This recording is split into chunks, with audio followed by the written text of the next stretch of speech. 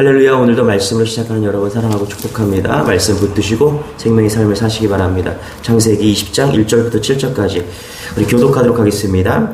아브라함이 거기서 네게부 땅으로 옮겨가 가데스와 술 사이 그랄에 거류하며 그의 아내 사라를 자기 누이라 하였으므로 그랄 왕 아비멜렉이 사람을 보내어 사람을 데려갔더니 그 밤에 하나님이 아비멜렉에게 현명하시고 그에게 이르시되 내가 데려간 이 여인으로 말미암아 내가 죽으리니 그는 남편이 있는 여자임이라. 아비멜렉이 그 여인을 가까이 하지 아니하였으므로 그가 대답하되 주여 주께서 의로운 백성도 멸하시나이까. 그가 나에게 이는 내 누이라고 하지 아니하였나이까. 그 여인도 그는 내 오랍이라 하였사오니 나는 온전한 마음과 깨끗한 손으로 이렇게 하였나이다.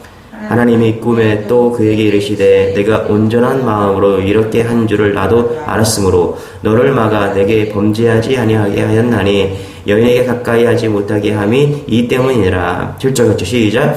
이제 그 사람의 아내를 돌려보내라. 그는 선지자라. 그가 너를 위하여 기도하리니 내가 살려니와 내가 돌려보내지 아니하면 너와 내게 속한 자가 다 반드시 죽을 줄 알지니라.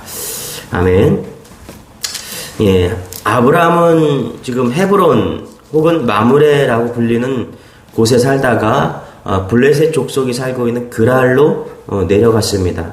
자, 아브라함이 그랄로 내려간 이유는요, 아브라함은 유목민이었죠. 그래서 좋은 목초지를 찾아 옮겨간 것입니다. 그런데 그랄 왕 아비멜렉 왕이 아브라함의 아내인 사라에게 관심이 보이고 사라를 데려갔습니다. 당시 사라의 나이가 90세였는데요. 여전히 사라는 매력적이었나 봅니다. 1절 2절 같이 다시 한번 읽어볼게요. 시작. 아브라함이 거기서 네게부 땅으로 옮겨가 가데스 술 사이 그랄에 거류하며 그의 아내 사라를 자기 누이라 하였으므로 그랄 왕 아비멜렉이 사람을 보내어 사라를 데려갔더니 여러분 좀 똑같은 내용이 창세기 12장에도 나오죠. 거기서도 똑같은 이런 똑같은 경우가 있었습니다. 거짓말을 했죠. 창세기 20장에서도 지금 아내 사라를 누이라 속이는 그런 똑같은 내용이 나옵니다. 똑같은 내용인데요. 틀린 부분이 있다면 장소가 틀립니다. 창세기 12장은 애굽이고요. 지금 20장은 그랄이라는 곳입니다. 그리고 창세기 12장은 사라를 데리고 간 왕이 바로 왕입니다. 그러나 오늘 말씀은 아비멜렉 왕이 나오면서 데려갔다. 그리고 12장에서는 롯도 같이 있었지만은 20장에는 롯이 없었습니다. 중요한 게 왜 그러면 창세기 12장과 20장에서 아브라함은 또 거짓말을 했는가? 12장은 거짓말한 게 이해가 돼요. 그런데 20장은 왜 아브라함은 신앙도 잘했는데 왜 거짓말을 했는가? 거짓말에 반복한 중요한 이유가 12절과 13절에 있는데요. 같이 한번 읽어볼게요. 우리 창세기 20장 12절 13절 시작. 그 사람들이 롯에게 이르되 이 외에 내게 속한 자가 또 있느냐? 잠깐만요. 창세기 20장 12절 13절 다시 시작. 또 그는 정말로 나의 이복 누이로서 내 아내가 되었음이니라. 하나님이 나를 내 아버지의 집을 떠나 두루 다니게 하실 때 내가 아내에게 말하기를 이후로 우리의 가는 곳마다 그대는 나를 그대의 오랍이라 하라. 이것이 그대가 내게 베풀 은혜라 하였었노라. 뭐라고요? 여기 창세기 20장 13절에 보면 끝부분 보면 이렇게 말해요. 그대가 내게 베풀 은혜라 하였었노라. 그러니까 아브라함은요, 갈대아 우르에서 나올 때 자신의 아내 사라와 언약을 맺었습니다. 어떤 언약을 맺었습니까? 이런 언약을 맺었어요. 어디를 가든지 가는 곳마다 그대는 나를 오랍이라 하고 또 나는 그대를 누이라 하겠다. 그러면서 이것이 당신이 나에게 베풀 은혜입니다. 여러분 사실 이것은요 완전한 거짓말은 아니었습니다. 왜냐하면 실제로 사라는 아브라함의 이복 누이였기 때문입니다. 하지만 아내라 하지 않고요 누이라고만 했기 때문에 아브라함은 거짓말을 한 게 되는 것이죠. 자, 아브라함은 자신이 죽지 않으려고요 자기 아내를 가는 곳마다 누이라고 하자는 이 언약을 출발해부터 아브라함을 떠날 때부터 계속해서 거짓말을 하고 반복했던 것입니다. 여러분, 이런 아브라함의 모습을 보면서 아브라함은 그렇게 좋은 사람인 것 같지 않다. 또 아브라함은 좋은 믿음인 것 같지 않다. 그렇게 생각할 수 있습니다. 예. 그래서 여러분, 믿음의 조상 아브라함을 통해서 우리는 아브라함에 대한 믿음을 보는 것보다는 믿음이 무엇인가, 또 믿음이 무엇인가, 하나님이 아브라함을 어떻게 사랑하는가, 이것을 우리는 보게 됩니다. 아브라함의 믿음이 초점이 있는 것이 아니라 아브라함의 그 믿음과의 관계 속에서 하나님이 아브라함을 어떻게 사랑하는가를 우리는 보게 되는 것이죠. 자, 우리 3절 4절 같이 한번 읽어보겠습니다. 창세기 20장 3절 4절입니다. 시작. 그 밤에 하나님이 아비멜렉에게 현명하시고 그에게 이르시되 내가 데려간 이 여인으로 말미암아 내가 죽으리니 그는 남편이 있는 여자임이라. 아비멜렉이 그 여인을 가까이 하지 아니하였으므로 그가 대답하되 주여 주께서 의로운 백성도 멸하시나이까. 여기 보면은 아비멜렉에게 하나님의 꿈에서 나타나는 것이죠. 여러분, 이것이 하나님의 개입입니다. 아브라함의 거짓말은요, 작은 거짓말 같지만 하나님이 개입하지 않으셨다면 아내를 잃어버리고 어쩌면 아브라함의 목숨까지도 잃어버릴 수 있는 그런 대재앙이 될 수 있었습니다. 그런데 하나님이 그 밤에 아비멜렉 왕의 꿈에 나타나셨습니다. 이것이 하나님의 계획입니다. 뭐라고 그래요? 3절 볼게요. 그 밤에 하나님이 아비멜렉에게 현명하시고, 그렇죠? 아비멜렉에게 나타났다는 것입니다. 이 아비멜렉이 아브라함이 버려놓은 이 문제를 해결하기 위해서 하나님께서 꿈에 오신 것입니다. 여러분, 꿈은 여러 가지 있죠. 개꿈도 있고 돼지꿈도 있고, 그래서 뭐 들어보면은 개꿈, 돼지꿈 다 재미난 꿈들입니다. 그런데 여러분, 하나님이 주시는 꿈은 깨끗하고 분명한 메시지가 있습니다. 지금도 하나님이 우리에게 꿈을 주실 수 있습니다. 하지만 하나님은 그렇게 꿈보다는 말씀을 통해서 우리에게 주신다는 사실을 여러분 잊지 않는 여러분 되시길 바랍니다. 왜냐하면요, 하나님이 성경을 다 완성하셨기 때문이에요. 성경을 통해서 이미 우리가 경험할 수 있는 사건과 이 땅에서의 삶의 모습들을 다 성경을 통해서 담아냈습니다. 그래서 성경 속에서 메시지가 다 있는 거예요. 그래서 여러분, 꿈을 찾기보다는 성경을 통해서, 말씀을 통해서 여러분 날마다 하나님의 말씀을 따라가는 여러분 되시기 바랍니다. 그래서 여러분, 지금도 매일 하나님의 꿈으로 역사하신다. 하나님, 내가 오늘도 꿈을 꿨는데 하나님 또 말씀하셨어. 어제도 꿈을 꿨고 오늘도 꿈을 꿨고 하나님은 꿈을 통해서 나에게 역사하시는 분이셔. 이렇게 말하는 사람들은 여러분, 그 믿음이 조금 위험한 분이십니다. 하나님은 항상 말씀을 통해서, 성경을 통해서 우리에게 말씀해 주신다는 사실 잊지 않는 여러분 되시길 바랍니다. 중요한 것은 꿈을 통해서 하나님께서 개입하셨다는 사실이죠. 우리 4절 이렇게 얘기합니다. 다시 한번 읽어볼게요. 4절. 아비멜렉이 그 여인을 가까이 하지 아니하였으므로 그가 대답하되 주여 주께서 의로운 백성도 멸하시나이까. 그렇죠? 아비멜렉의 꿈에 하나님이 나타나셔서 사라는 남의 아내니까 건드리면 내가 죽을 것이라고 말씀하십니다. 그랬더니 아비멜렉이 두려워서 마음이 변했다는 것이죠. 여러분, 하나님께서 개입하시면요, 못할 일이 없습니다. 여기 보면은 사람의 마음을 변화시켰어요.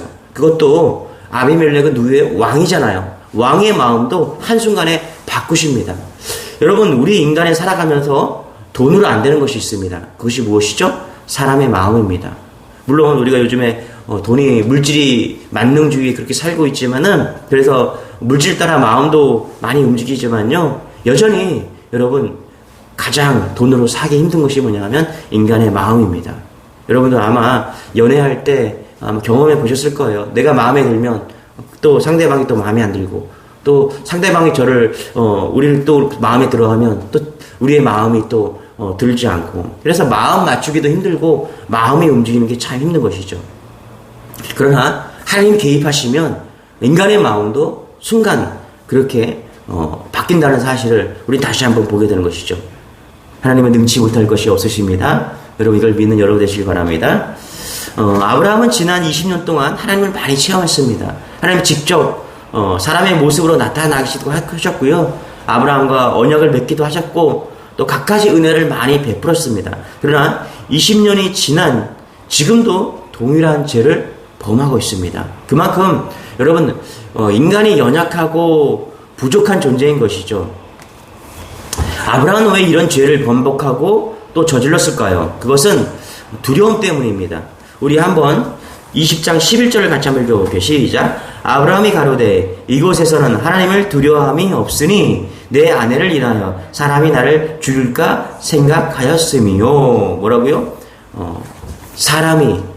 사람들이 내 아내를 통해서 자기를 죽일까 두려웠다. 이렇게 얘기합니다. 자, 아브라함은 자신이 죽을까봐 거짓말을 해서 자기 아내를 위험에 빠뜨린 것이죠. 아브라함의 비겁함이 거짓말을 낳게 되었고요. 거짓말은 결국 아브라함을 더 큰 위험과 죄로 이끌게 되었다는 것입니다. 여러분, 아브라함의 마음속에 사람에 대한 두려움이 있었습니다.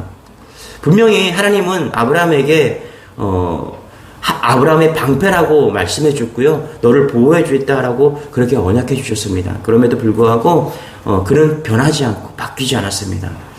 그래서 여러분, 우리는 오늘 보게 되는 거죠. 믿음의 반대말은 믿음 없음이 아니라 두려움이다. 여러분, 사람을 두려워하지 않는 여러분 되시기 바랍니다. 하나님을 더 두려워하는 여러분 되시기 바랍니다. 하나님께서 맺은 언약을 기억하시고 하나님이 우리를 얼마나 축복하시는 건지 여러분 그것을 잊지 않는 여러분 되시기 바랍니다. 창세기 15장 1절에 이렇게 말합니다. 여호와의 말씀이 이상 중에 아브라함에게 임하여 가라사대 아브라함아 두려워 말라 나는 너의 방패요 너의 지극히 큰 상급이라. 그렇죠? 하나님이 아브라함에게 말씀하셨어요. 두려워하지 말고 너는 나의 큰 상급이다. 내가 복을 주겠고 너가 어디를 가든지 너와 함께 하겠다. 이렇게 말씀하셨는데 아브라함은 사람을 두려워한 것입니다. 여러분, 사람을 두려워하는 것은요, 하나님을 두려워하지 않는 것입니다. 하나님을 두려워하면 사람에 대한 두려움이 없어지는 것이죠. 하나님은 우리의 방패십니다.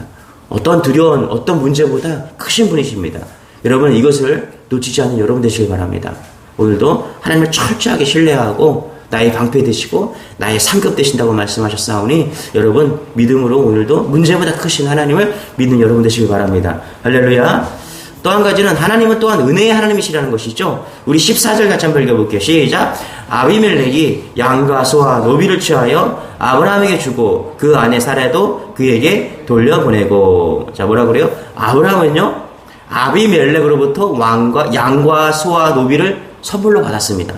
여러분, 하나님이 개입하시면요 이렇게 꼬이는 인생도 이렇게 풀려지고 복이 됩니다. 거짓말은 나쁜 거잖아요. 그렇죠? 지금 아브라함이 어떻게 보면은 거짓말을 외쳤어요. 그 가족이 아내를 뺏기고 잘못하면 자기 목숨이 위태로운 그런 상황에 놓였기 때문에 거짓말을 했잖아요. 그죠? 그런데 하나님께서 강권적으로 개입하셔서 하나님께서 복을 주셨어요.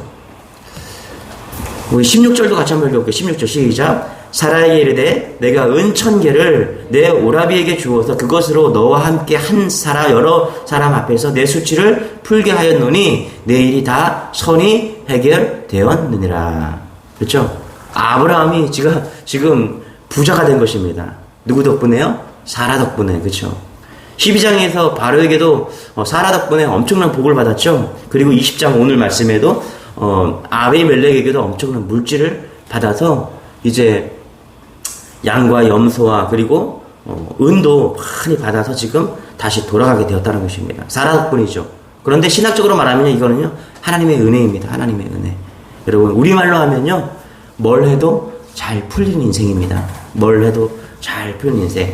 사실 여러분 애굽에 가서 부자도 되고요 그랄에 가서도 부자가 된 것은 사라 덕분이 아니죠. 누구 때문이에요? 하나님께서 맺은 언약 때문입니다. 하나님께서 반드시 너를 복주겠다. 이런 언약 때문에 지금 아브라함은 뭘 해도 잘 풀리는 인생이 되었다는 것이죠. 여러분, 이런 하나님의 은혜가 여러분에게 있기를 소망합니다. 하나님께서 개입하시고요. 하나님께서 우리에게 어떠한 어려운 문제, 고난 가운데 있어도 이런 애굽으로 내려가고 그랄로 내려가야 될 문제를 만나도요. 하나님 개입하시면 거기에 덜날 만한 은혜가 있고 뭘 해도 잘 풀리는 인생이 된다는 것을 잊지 않는 여러분 되시길 바랍니다. 필립 얀시가 쓴 놀라운 하나님의 은혜라는 책이 있는데요. 이 책 4장에 보면 이런 이야기가 있습니다. 한때 영국에서 열렸던 그 비교 종교학 회의를 소개하고 있는데요. 여러 종교를 비교하는 학회가 열렸어요. 그때 이러한 질문이 제기되었다는 것입니다. 기독교 신앙이 가진 도대체 무엇이냐? 기독교 신앙의 특징이 어디에 있느냐? 이때 누군가가 이런 대답을 했다라고 이야기를 합니다. 아무래도 기독교 신앙의 독특성은 성육신 사건이 있지 않겠느냐. 그렇죠? 하나님께서 그 아들 예수 그리스도의 은혜로 입어서 이 땅에 오신 성육신 사건이 기독교에 대한 독특한 사건이다. 그런데 어떤 분이 이 대답하기를, 그런데 다른 종교의 문헌에 보면 신이 인간의 몸을 입었다는 이야기가 다른 종교에도 있습니다. 이렇게 대답을 했다라는 거예요. 그래서 또 누군가가 제기하기를 아무래도 기독교의 신앙의 독특성은 부활에 있습니다 라고 이야기를 했다라는 거예요. 확실히 부활은요, 기독교 신앙과 교리의 독특한 사상인 게 틀림이 없죠. 부활 신앙 위에서 우리는 우리 교회는 또 우리의 믿음은 세워져 갑니다. 그러나 누군가가 또 말을 했다라는 거예요. 그런데 다른 종교에도 죽은 사람이 다시 돌아왔다는 그런 환생 같은 그런 이야기가 있지 않습니까? 그렇게 이야기를 했다는 거예요. 바로 그때 유명한 C.S. 루이스 교수가 들어와서 이런 대답을 했다라고 합니다. 기독교 신앙의 독특성은 은혜에 있습니다. 은혜, 그레이스, 은혜에 있다는 것입니다. 그랬더니 모두가 동의를 했다라는 것입니다. 은혜, 받을 자격이 없는 사람들에게 일방적으로 베풀어 주시는 하나님의 사랑과 호의, 그것이 은혜다. 여러분, 오늘 본문에 나타난 아브라함의 이 에피소드는요, 반복적인 죄와 벌의 사건이 아니라 죄와 하나님의 은혜의 사건인 것이죠. 하나님의 은혜, 하나님의 은혜로 아브라함은 이런 어처구니 없는 사건 속에서도, 불합리한 사건 속에서도, 죽을 것 같은 그런 사건 속에서, 목숨이 위태로운 사건 속에서도 하나님의 은혜로 말미암아 복을 받은 사건입니다. 이것이 하나님의 은혜인 것입니다. 다시 말하면 뭘 해도 복받는 인생이 된 것이죠. 이것이 하나님의 은혜입니다. 여러분, 오늘 하나님의 은혜가 여러분의 삶의 강건적으로 임하기를 축복합니다. 뭘 해도 잘 풀리는 여러분 되시길 바랍니다. 기도하겠습니다. 하나님 감사합니다. 오늘 아브라함의 또 12장과 20장에서의 동일한 사건을 통해서, 사라의 사건을 통해서 오늘도 하나님이 어떻게 얼마나 우리의 인생 가운데 개입하고 계신지를 다시 한번 보게 됩니다. 주님, 고난과 어려움이 있다면 오늘도 주님 바라보고 나가기를 원합니다. 그 문제들이 풀려지고 열려져서 복이 되게 하시고 하나님의 영광을 드러내는 은혜의 사건이 될 수 있도록 역사하여 주옵소서. 믿음 따라가는 모든 주의 백성들 가운데 오늘도 개입하여 주시기를 간절히 소망하며 거룩하신 예수님의 이름으로 기도드리옵나이다. 아멘. 오늘 말씀 붙드시고 하나님의 은혜 뭘 해도 풀리는 인생 되게 해달라고 우리 주 한번 외치고 기도하겠습니다. 주여, 주님